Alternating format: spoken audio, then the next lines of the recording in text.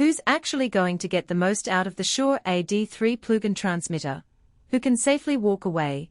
And does the price make sense for a typical content creator who just needs a reliable wireless link?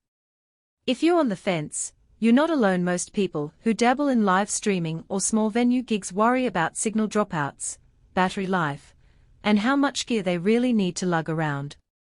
Link is in the description if you want to check the product details on Amazon, and that's the most straightforward way to see the exact pricing and warranty info before you decide.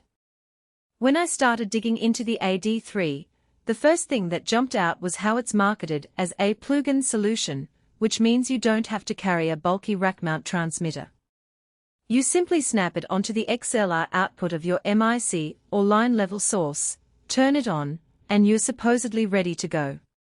That sounds perfect for anyone who wants a clean, minimal setup. Think of a podcaster who records solo episodes from a home office, a wedding videographer who needs a quick wireless MIC for the ceremony, or a church tech team that wants to replace a handful of wired mics without rewiring the whole venue.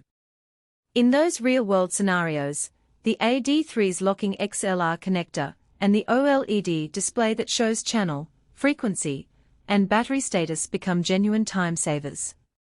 You won't be fumbling through menus on a laptop or wrestling with a separate power pack. Everything lives on the little unit perched right where the cable meets the MIC. On the flip side, the AD3 isn't a universal remedy for every wireless need. If you're a professional broadcast engineer running multiple channels across a large stadium, you'll likely need a more robust rack system with advanced diversity antennas and remote monitoring.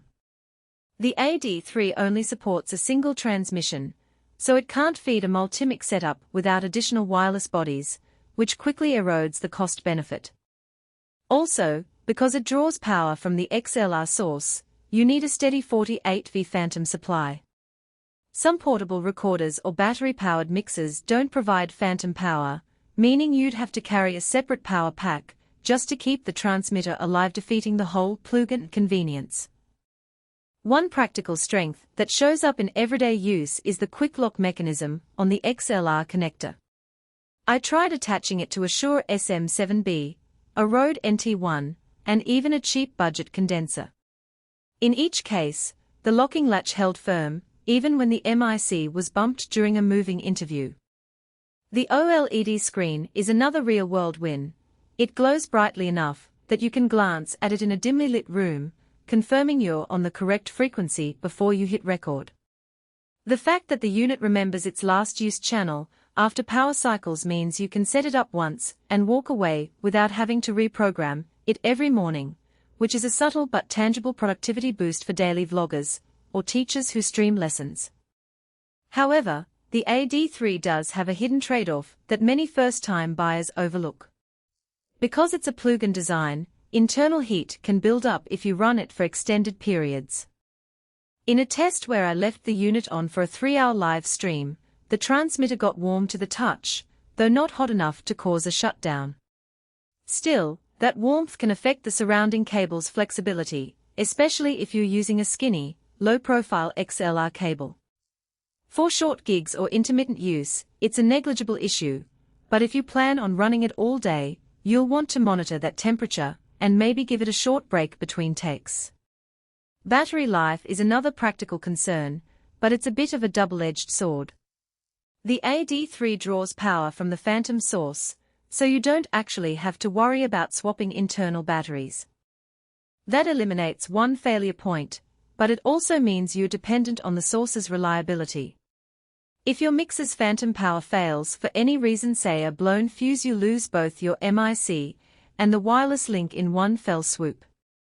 In contrast, a standalone transmitter with its own battery can at least keep the MIC alive long enough to switch to a backup MIC.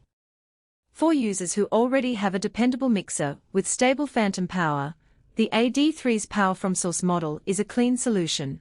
For anyone else, it's a risk worth noting. The price tag sits somewhere in the mid-range for Shure's wireless accessories. When you compare it to a full-size Axient transmitter, which can cost several $100s, the AD3 feels reasonable.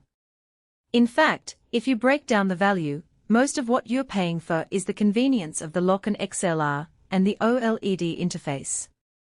You aren't buying a feature-rich radio system with auto-frequency hopping or built-in diversity. Those are absent by design to keep the unit small and affordable. So the real value comes from eliminating the need for a separate rack, a dedicated power supply, and the extra cabling that usually accompanies a wireless chain. Who should definitely click the Add to Cart button? If you're a solo creator who already uses a